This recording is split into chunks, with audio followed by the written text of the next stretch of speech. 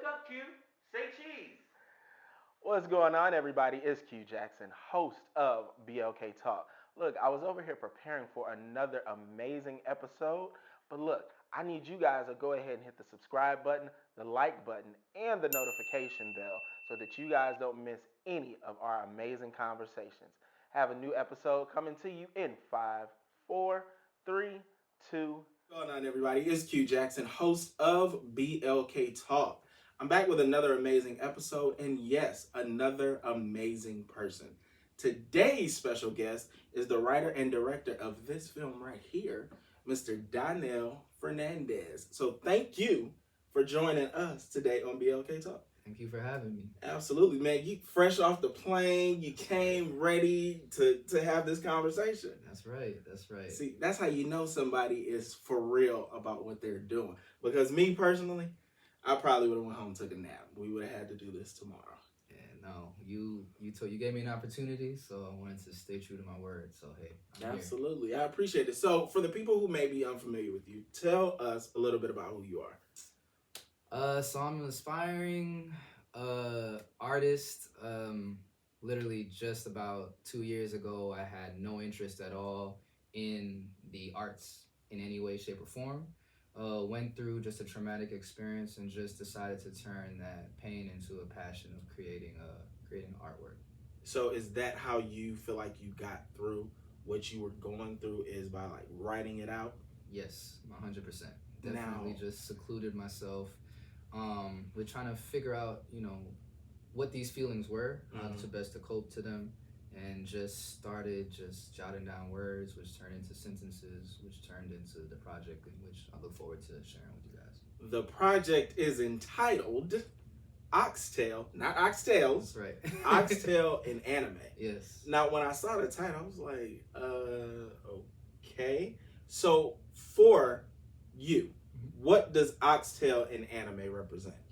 So I feel like it's the combination of Caribbean culture. I'm a product of Caribbean immigrants, and anime, which is just blown up, especially within Black culture over the last couple of years. Yeah. It does kind of tell the story of the main actress, who was based off a real person that enjoyed both, in which I had garnered a relationship with and got to know her on a personal level. So it was the best way for me to embody what she enjoyed. Okay. Now let's take it back a little bit. You said an actual experience in your life led you to channeling your energy into something that would become Oxtail in Anime. So for you, getting to the place where you decided to write it out, as opposed to the many other things that people can do. They can use drugs, they can, overeat, they can go to the gym, but you decided to put it into something creative. Now, seeing what you have completed, like, how does that make you feel? Wow. What's funny, I never really thought about that. It definitely makes me feel accomplished that I was able to, just turn a negative and turn it into a positive, to highlight the life of somebody that was very important to me, as well as to hopefully inspire others to, when they're going through certain things, that they can tap into the creative bag and kind of let their pen be therapeutic and turn it into something that they can be proud of. Okay. Now, you said 2 years. You've only been in this for 2 years. Now, what is your background prior to this? So I come from a sports background. That's how I got through high school and college, just being a very good athlete. And then from there, I transitioned into hospitality management, and where I've managed restaurants, and currently I've been managing hotels for the last 10 years. Okay. Now, did any of that experience go into creating this project, or did you have to learn something completely different about yourself? Man, I definitely had to tap into reserves that I didn't even know that I had. I definitely did use some of the disciplines that I took, that I had to use in my athletic career, as well as my day job of just, you know, meeting deadlines, being prompt, making sure that I'm looking over everything that I'm doing, looking over all the different elements of stuff. But I did have to, it was a whole new world for me, so I had to lean heavily on people that are a little bit not a little bit, way more experienced than me in the area, which was not easy, I will say. So what is one of the most important lessons you've learned throughout the process? It's relationships. It's all about building relationships and being patient. I just have to really credit the team on the project, and I have to credit the team, and it all goes back to relationships. The main actress I knew 10 years ago. We were in college, and we worked at Bubblegum Shrimp Company. And that's a real place. Yes, oh yeah, it is. We were slinging shrimp in Times Square, and we just garnered a relationship. She's Jamaican, she's from Florida, she was out in New York trying to do everything, and we literally hadn't spoken for about probably close to 6 years, and we just happenstance. She was shooting for They Clone Tyrone, and she was holding at the hotel that I used to manage, and I just happenstance was looking through the arrivals list, and I was like, Shantae Henry, like, and the way she spells her name is very unique, and I just hit her up and was like, hey, are you in Atlanta? And she was like, yeah, what are you doing here, and how do you know I'm in Atlanta? And from there, we just stayed connected. I told her I have a film, and we went from there. So she brought a lot of people into the project, and then just different relationships in which I've garnered during my time here. They were able, once they saw that I was serious, they were able to come on board and just lend a lot of direction to getting everything done. So when it comes to a project that you are passionate about, and you allow other people to come into that creative space that you've been in, how easy was it for you to take like criticism and critique to get to the point of finishing the film? It wasn't hard to take criticism and critique, because I've always been that way. I've always like, hey, tell me what it is. Don't sugarcoat it. Don't tell me something, and don't tell me that I'm doing good, and then we have a conversation later and you're telling me I wasn't feeling that. So that was actually the easy part. The hard part was actually sharing my ideas with people that, especially that were in the industry, like I said, because I was so new to it. So I've been relatively successful in everything I've kind of ever tried. This was a total anomaly, so I was just like, damn, I hope this isn't ass. And and then especially, you know, the people I've been privileged to build connections with, they're well within their careers. So I'm talking about, these are people that have done things with Netflix, with Dave Chappelle, with B. Simone, with have books in the work for poetry. So it's not like I was just getting people that were starting out. I was getting people that had already had their name attached to big things. So I just knew that I had to come correct, because it wasn't only my name on the line, it was their name on the line. But how did you ensure that the particular people that you chose, or the people that were brought to you, was actually a good fit for the project? Just having conversations, having that active line of communication, and it was just a lot of trust. Everybody that came onto the project really just they just showed up. They showed up. I'm eternally grateful to them, because there were so many people that were just like, hey, I believe in you. And they had known me in a different element of just being very serious within my work, or just showing up to them as friends. So they were like, okay, if you showed up for me like this, clearly I have the ability to show up for you in this way. So I was really blessed. I was really, really blessed. Okay, and I'm assuming this will not be the last film project that No. Yeah, so I was actually out in LA. I'm literally just coming back from LA, and we were having some discussions with my DP, who's also one of my closest friends. We grew up, we went to school together from middle school, and this is another thing. We didn't fell out, but I just hadn't talked to him for probably close to 10 years. And there was a time I was going back and forth to LA consistently, and we reconnected, and So yeah, say that to say, like, we're in the talks of doing a project in August, and then we had some pretty good meetings that will hopefully lead to future projects. So you not playing out here. So tell us about the actual from like the storyline of Oxtail and Anime.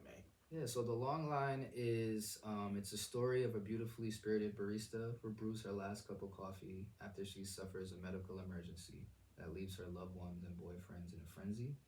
The purpose of the film is really to raise awareness on heart health and emotional intelligence within the minority community. Because just from doing my research, the silent killer, man, is heart disease, for both men and women. And also from doing my research, I saw that the heart disease presents itself in women, predominantly Black women, very differently than it does in men. So I just want to highlight those things so it can kind of give a kickstart to people to, hey, know your status, know what resources are available to you, know what you can do to prevent catastrophic things, know what you can do if you are a parent, and potentially to make sure not only you're healthy but your child is healthy or your younger sibling is healthy. And then emotional intelligence is just, I feel like it's still very taboo within the minority community, especially amongst Black men, that to talk about how they're feeling. A lot of times, we grew up with just like, get over it Yeah. type mentality, and it worked. It worked. It got us to mm-hmm. it worked to, okay, I'll say it worked for it worked in a sense, but there's still people that are walking around with so much trauma that they can definitely be credit I'm gonna have to things. disagree because if, Okay. if there's trauma, then it probably didn't work. True. For a lot of people, that's why therapy. Hey guys, therapy, it's okay, because sometimes you just gotta talk it out. That's true. But as far as the heart health thing goes, now that's something that you don't necessarily hear a lot of people discussing on like a larger level, especially projects and things like that. You watch commercials and you think all you got to do is eat Cheerios, and then you're good to go. Yeah. But there's much more to it. Absolutely. And what I've discovered, when it comes to like my grandfather's generation and, even like my parents' generation, they go through things and they don't always share it with the next generation. If there could be a family history of prostate cancer or heart issues and things like that. And I think our generation has gotten to the place where we're comfortable talking about it because we know we have to. So for you, like having those conversations, like how important is that to you? And did you deal with things like this like in your own family? Yeah, so it's funny. My grandfather is actually in the Guinness Book of World Records. For he had to have 2 open heart surgeries, and one of them he had to have 8 bypasses, and before that the record was 6. And it was something that was always talked about when we were younger. Like, yeah, Pops has a pacemaker. You'd see this grotesque scar on him, and was something that we really never spoke about. But speaking to my grandma, who was a nurse, she would tell me, yeah, it just really came down to diet and just not really paying attention to the signs of things until it was too late. So outside of my family, I just know so many people who's had lost siblings, lost parents, lost grandparents, just due to heart health. And a lot of it is just the misinformation on the foods that we eat. Us living typically in food deserts, if you're in certain areas, and just not having people think that, oh, I feel good and I'm going to get my eyes checked and I still have all my phalanges, but they're not, hey, how are you internally? I feel like sometimes, especially within our culture, if we look good, we feel like we're healthy, and it's the internal work that we really have to do to make sure that we're healthy. So for you, what are some of the things that you learned while doing research for the film about different health things that you didn't know before? So predominantly because, like I said, the main character was a woman. I wanted to really delve into, what are some of the issues with Black and brown women, which they deal with heart disease. And I learned any pain from the neck down to the navel can be attributed to a potential heart attack. So that was one of the big things. They were saying that a lot of times, question your doctors, go to the cardiologist. Sometimes we just go to generalist when we're having issues with chest pains and things like that. And a lot of the times, people will just attribute it to, oh, you're going through your menstrual cycle or you're going through stress. And it's like, no, ask the questions, ask for the EKGs, the ask for the stress test, because all those things can be potential contributing factors to having a cardiac arrest or having a heart attack. And just the sheer amount of stress, I didn't realize just how much stress can really affect your heart, how much you can have arrhythmias. I think I'm pronouncing it right, but arrhythmia, something like that. Yeah. So it's basically just misbeats of the heart. So that was just the main thing of just question your doctors, go to the doctors. There are so many different specialists, especially within heart health, outside of just a generalist, that you can really go and know. And then, like you said, ask the questions. Sometimes that family members aren't inclined to really share the history, but ask the questions. Hey, did grandma suffer from any heart disease? Did grandpa? Is this potentially hereditary?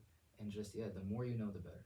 Now, what I want to know, because that's amazing, and ladies, hopefully you all are paying attention to that. But as men, as Black men, how can we, in your opinion, show up more for our women when it comes to like making sure that they are aware of their health? I say really just plan health trips. With Valentine's that just went by, a lot of us were planning dates, hotel stays, planning dinners, but plan the days that we can go to a doctor and just know our status of what's going on. Check in with your partner, ask her, how is your day, how's your heart, how's it feeling, how's it going, not only like how you feeling physically, how you feeling emotionally, because a lot of the emotional factors can relate to stress, which can induce just a overworking heart. So it's just just really treating the women.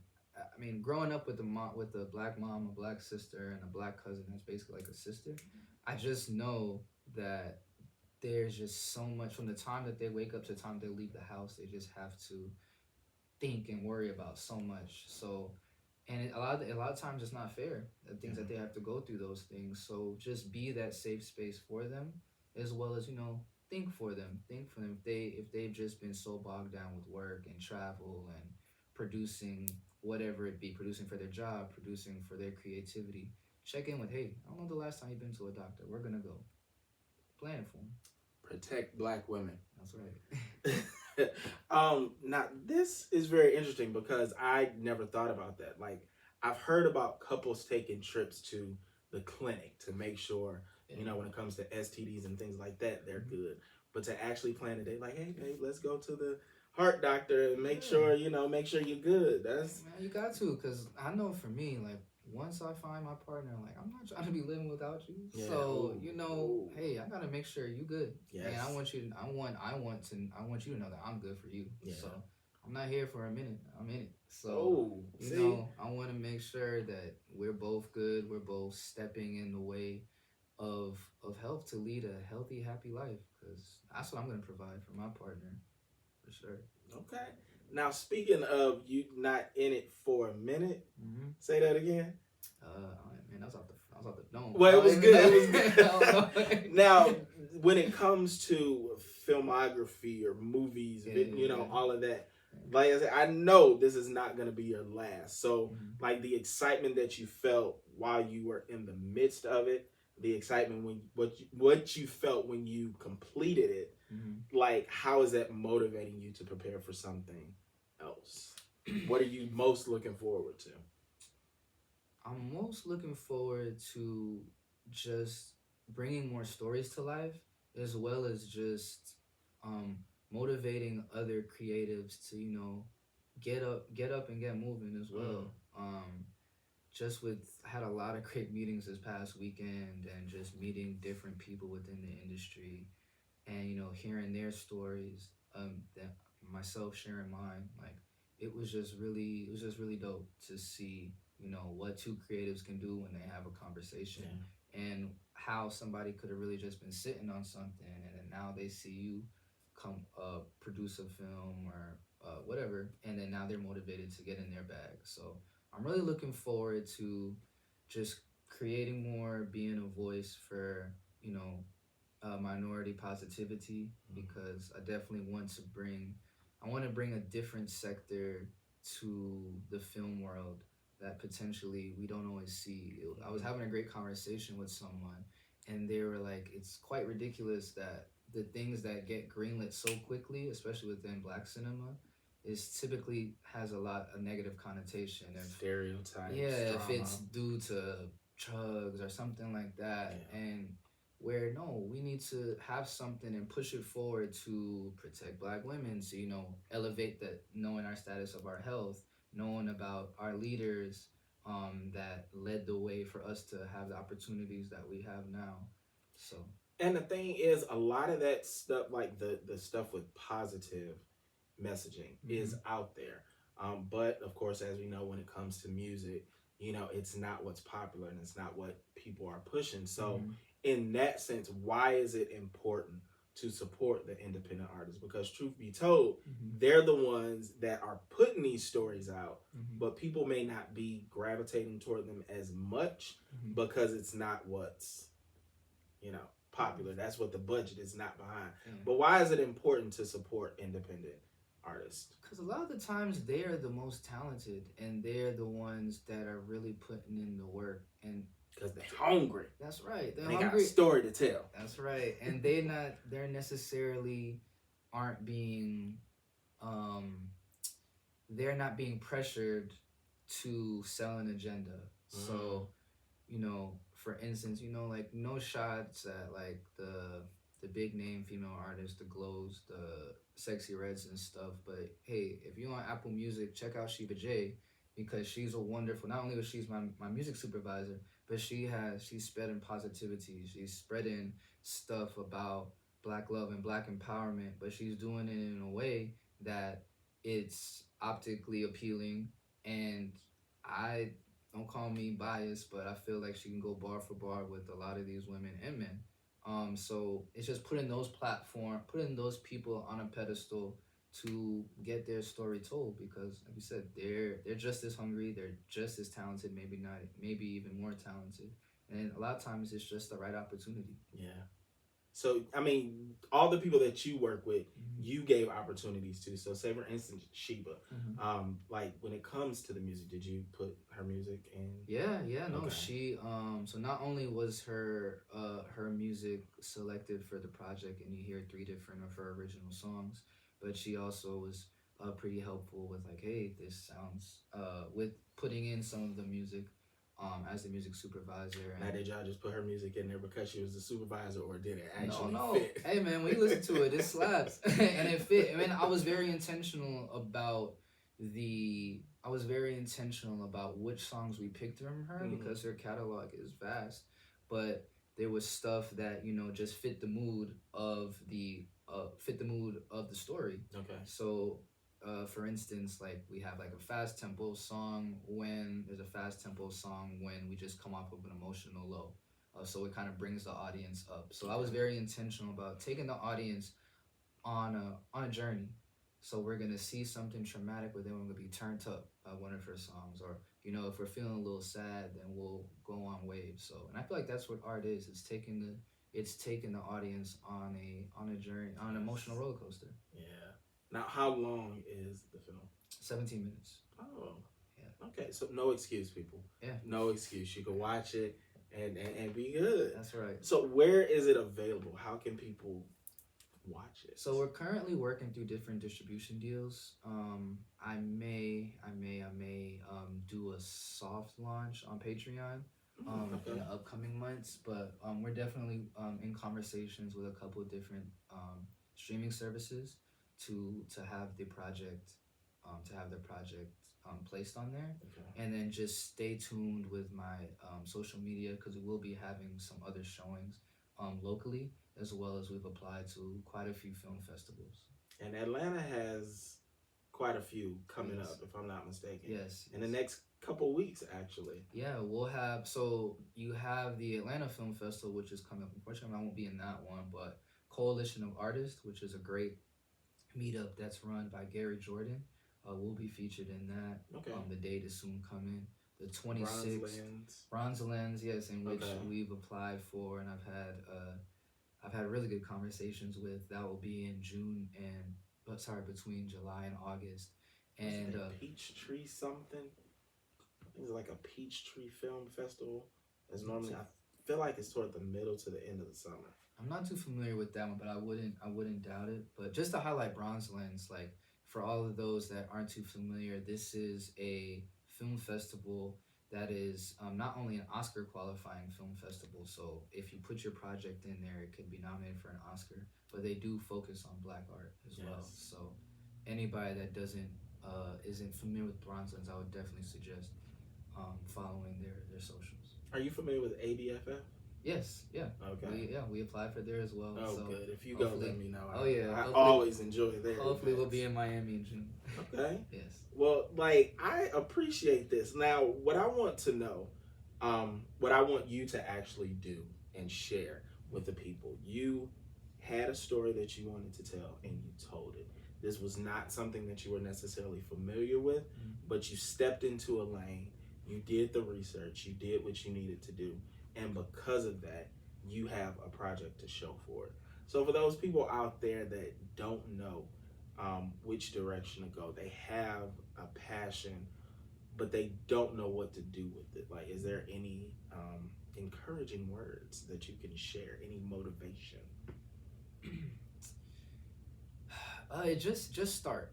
And what I mean by that is just start to think about what you want to do to cope. If you're going through something, just start writing, just start exercising, just start talking to somebody, because I feel like the more that you stagnate yourself and say that I want to do something but I don't know how to, you're just going to fall into that rut of staying stagnant.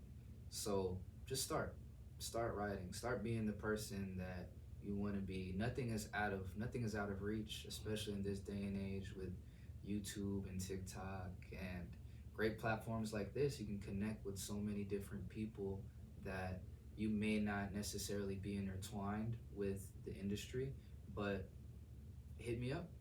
I'm more than happy. I know a lot of people in my team are more than happy, and just start asking the questions, start moving in the purpose in which you want to present yourself as.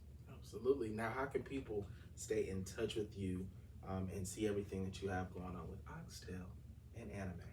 So you can follow me on my personal Instagram page. That's Fernandes, FERNANDES_world. Or if you just want to stay in tune with the project, we're on Instagram, Oxtail _anime. All right. And how can the people find this? Tell them again for me, please. Yeah, so there'll definitely be more information coming about distribution. We will be showing the project at Coalition of Artists, a date to soon come. But just, tap in with me. Follow me on Instagram, and I will provide updates. And before we wrap, I'll be remiss I just have to say a huge thank you to not only Q for providing this wonderful space, but for my director of photography, Fletch Power, he's based out in LA. My casting director, Jessica Howard, my executive producer, Emmanuel, and my music supervisor, Sheba, because while they have those titles of music supervisor, director of photography, director of casting director, man, they just took on the burden of so many other jobs within the project. And I just really don't think I could have been here to present this art to you guys and the world without them. So find your tribe, lock them down, and just hold them down, and I feel like they'll as you elevate, they'll elevate. Teamwork makes the dream work, and sure. The dream is now a reality. Yes. And thank you guys for tuning in to another episode of BLK Talk. I'll make sure to have all of your information in the comment section so you guys can follow. And you know what? We're going to put Sheba's info in there too so you can check out some of that music, okay? No excuse. It's going to be below. So make sure you guys check everything out and support